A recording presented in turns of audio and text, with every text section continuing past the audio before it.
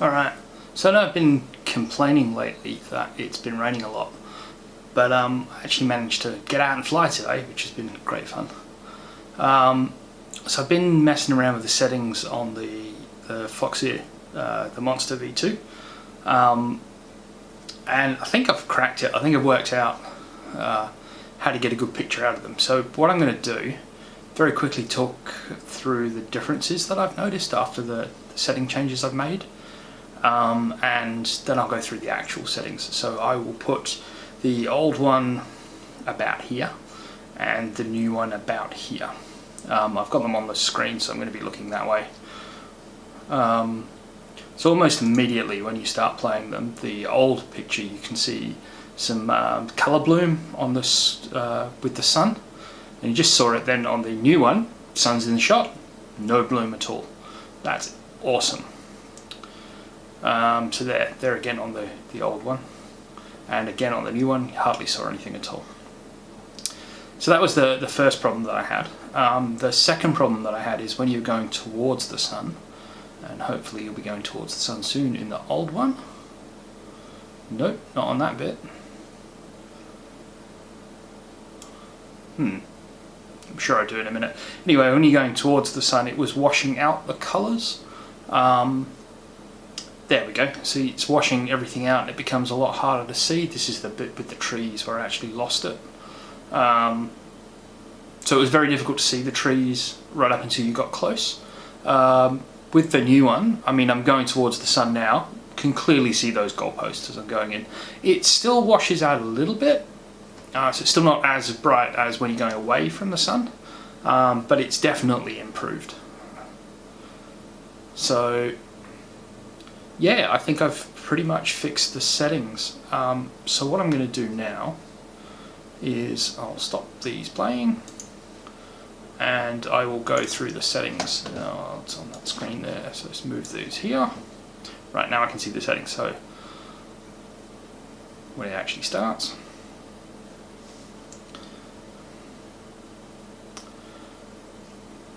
Alright.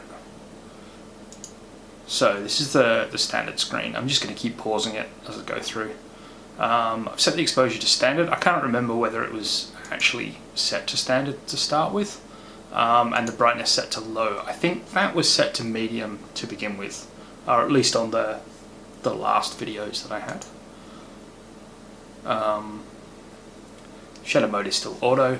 AGC, so AGC is still on, because you still need the gain control, but the intensity was definitely not low before, it was definitely medium, and I think that's what was causing the bloom on the suns. Auto white balance is still set on.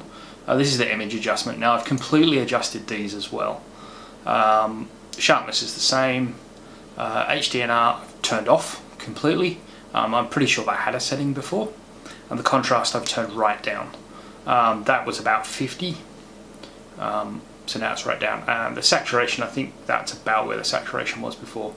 And then you get individual channel gains. I've set them all to 45. I don't know whether this has made much of a difference. They were all around 40 anyway. And the next page there is the green and the blue gain. And the bit that keeps getting me is there's more than one page. So in here you've got the system settings, so you've got, God knows what these were. These were both set to middle already. I use a PAL camera. Yeah, those are ones that didn't change. And the HLC, now the HLC was on. I don't know what this does. It seems to make things bad. So I've turned that off. I don't know what blackness means, but set that to 0. I think it started washing the colours out naturally. Anyway, if it was set to anything other than 0.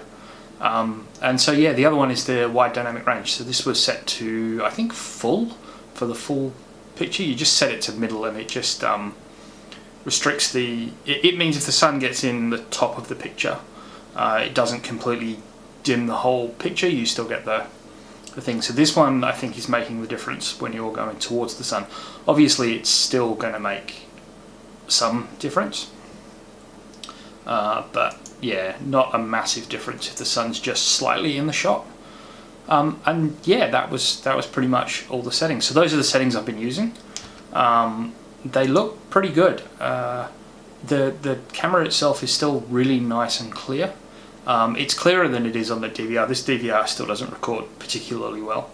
But yeah, so would definitely recommend this camera. It's for me at least, the 16:9 is definitely working for me better than the 4x3.